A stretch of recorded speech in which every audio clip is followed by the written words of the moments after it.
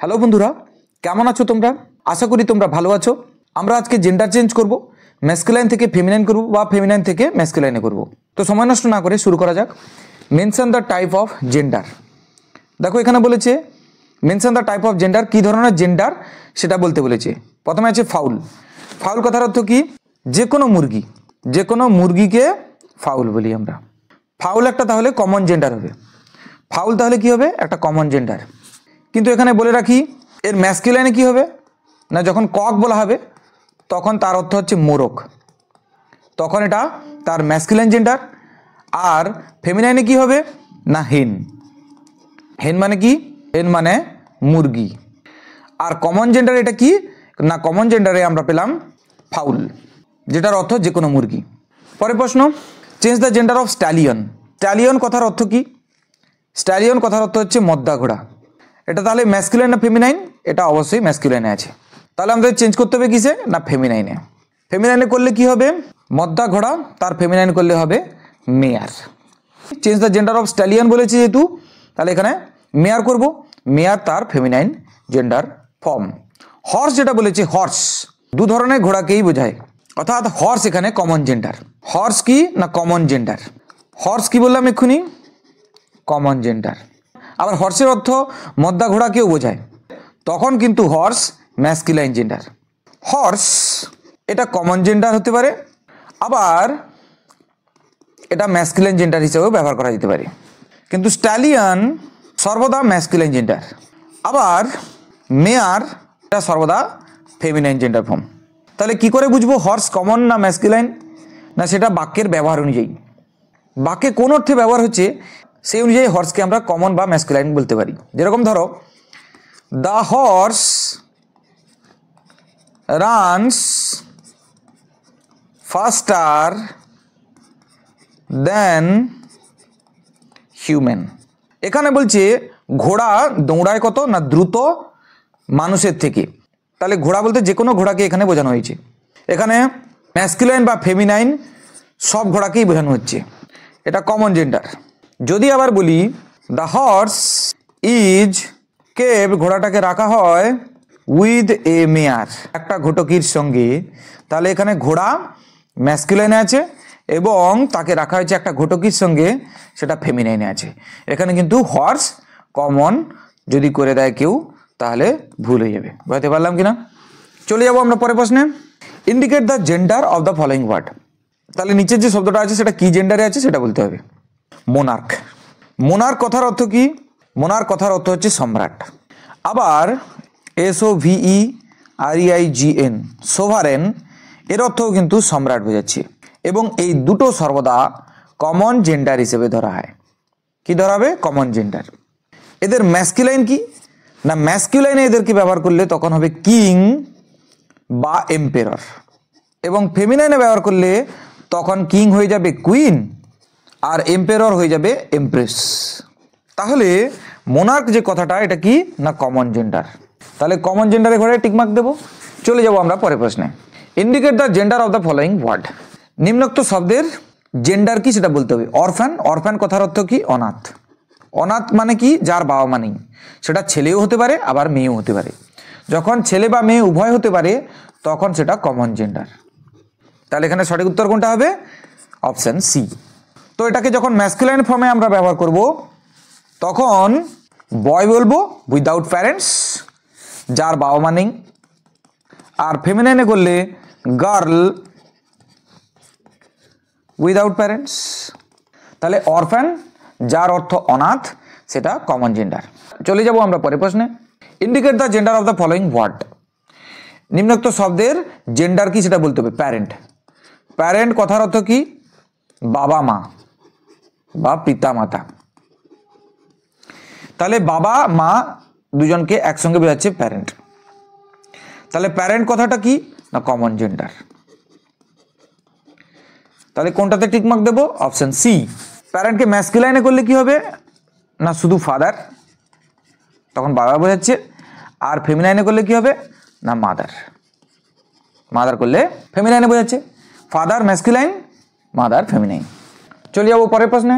Indicate the gender of the following word. কি আছে না পার্সন। পার্সন মানে লোক বা ব্যক্তিকে বোঝায়। এখন ব্যক্তি ছেলে বা মেয়ে, মহিলা বা পুরুষ উভয়কেই বোঝাতে পারে, তাহলে এটা কমন জেন্ডার। তাহলে অপশন সি হবে সঠিক উত্তর। তাহলে এটা ম্যাসকুলাইনে লিখলে কি হবে না, পার্সনকে ম্যাসকুলাইনে লিখলে হবে ম্যান, আর ফেমিনাইনে লিখলে কি হবে না উমেন। যদি এখানে পার্সনস কথাটা থাকতো তখন ম্যান না হয়ে তার প্লুরাল ফর্ম মেন হয়ে যেত, আর উমেন না হয়ে উমেন হয়ে যেত। চলে যাবো পরের প্রশ্নে। Indicate the gender of the following word. কি আছে? পিগ। পিগ মানে কি? শুকর। এখানে কিন্তু শুকর বা শুকরি দুটোকেই বোঝায়, এটা কমন জেন্ডার। তাহলে অপশন সি হবে সঠিক উত্তর। একে ম্যাসকুলাইনে লিখলে কি হবে? বোর, BOAR, আর ফেমিনাইনে লিখলে হবে সাউ, SOW। চলে যাবো পরের প্রশ্নে।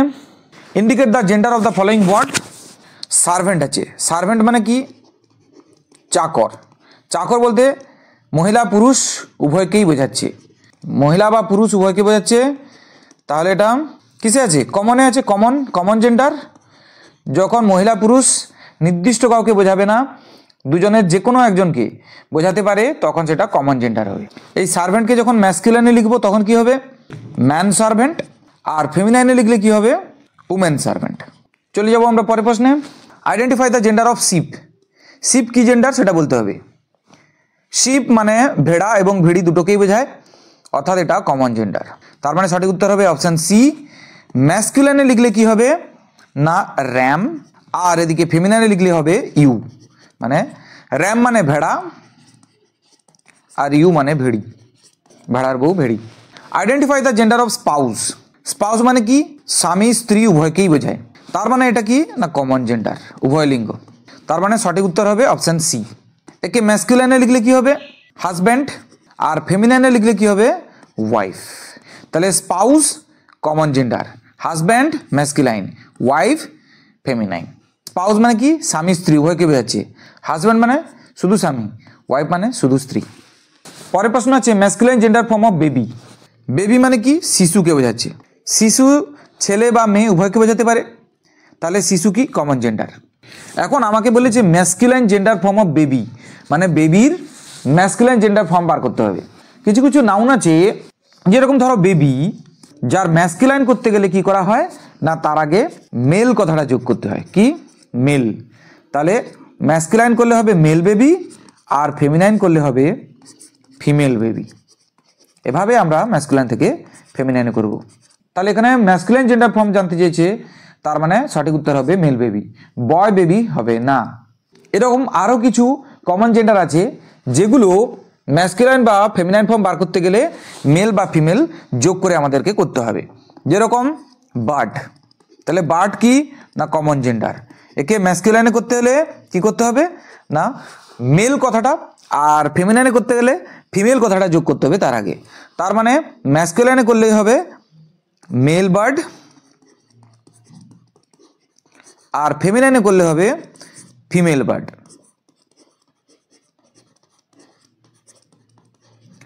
ঠিক একইভাবে আরও অনেক শব্দ আছে, আরও অনেক নাউন আছে যেগুলো কমন জেন্ডার, কিন্তু সেগুলো যদি ম্যাসকুলাইন ফেমিনাইন ফর্ম তৈরি করতে বলে মেল বা ফিমেল ব্যবহার করে করতে পারবো। যেরকম কাজিন, এনিমি শত্রু, ফ্রেন্ড।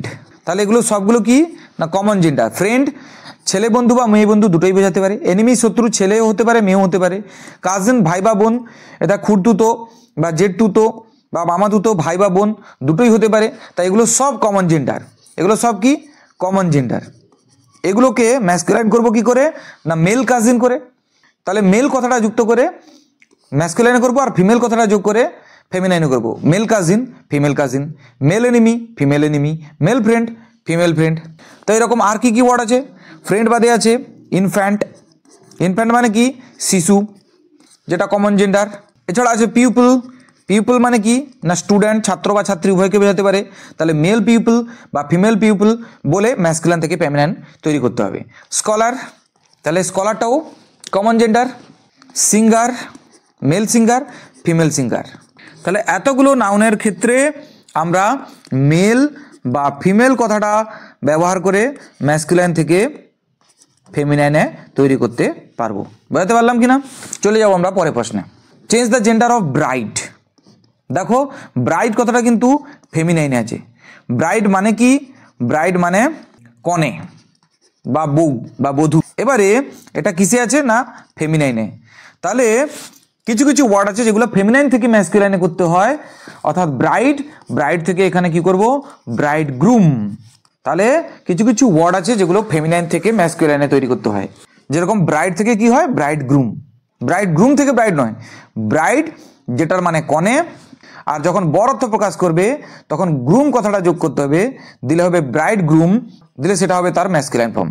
সঠিক উত্তর হবে bride groom, option C, gender change করলে। চলে এসেছি আমরা পরের প্রশ্নে, change the gender of widow. ঠিক একইভাবে উইডো কি না উইডো আছে ফেমিনাইনে, সেখান থেকে ম্যাসকুলাইনে করতে হবে কি যোগ করে না ইআর যোগ করে। এটা উইডো কথাটা হবে WIDOW, উইডো, উইন্ডো নয়, সেখান থেকে উইডোয়ার, WIDOWER, উইডোয়ার। তাহলে সঠিক উত্তর হবে option A. Change the gender of Alexander, এটা আছে ম্যাসকুলাইনে, ফেমিনাইনে করব কিভাবে আলেকজান্ড্রিনা, আলেকজান্ড্রিনা কি যোগ করলাম এখানে না এখানে DER কে তুলে দিয়ে DRINA করলাম, অর্থাৎ এর কোনো নিয়ম নেই, এটা আমাদেরকে মুখস্থ রাখতে হবে, অথচ পরীক্ষার জন্য খুবই গুরুত্বপূর্ণ। তাহলে সঠিক উত্তর কোনটা হবে Alexandrina, option C. Change the gender of czar, দেখো প্রথমে সি আছে তারপরে ZAR, উচ্চারণ হচ্ছে জার। তাহলে জার কিসে আছে ম্যাসকুলাইনে আছে, ফেমিনাইনে করলে কি হবে জারিনা, সি আছে ZARINA, জারিনা। তাহলে জারিনা কোনখানে আছে অপশন এ তে আছে, তাহলে অপশন এ হবে সঠিক উত্তর। তাহলে আজকের ভিডিওতে আমরা দেখলাম সেই সব নাউনগুলো যেগুলো পরীক্ষার জন্য খুবই গুরুত্বপূর্ণ এবং আনকমন, আমাদের কাছে অজানা সেগুলো। যদি ভালো লেগে থাকে তাহলে ভিডিওকে অবশ্যই সাবস্ক্রাইব করুন, লাইক করুন, কমেন্ট করে জানান কেমন লাগলো, আর বন্ধুদের মধ্যে শেয়ার করুন। Thank you very much.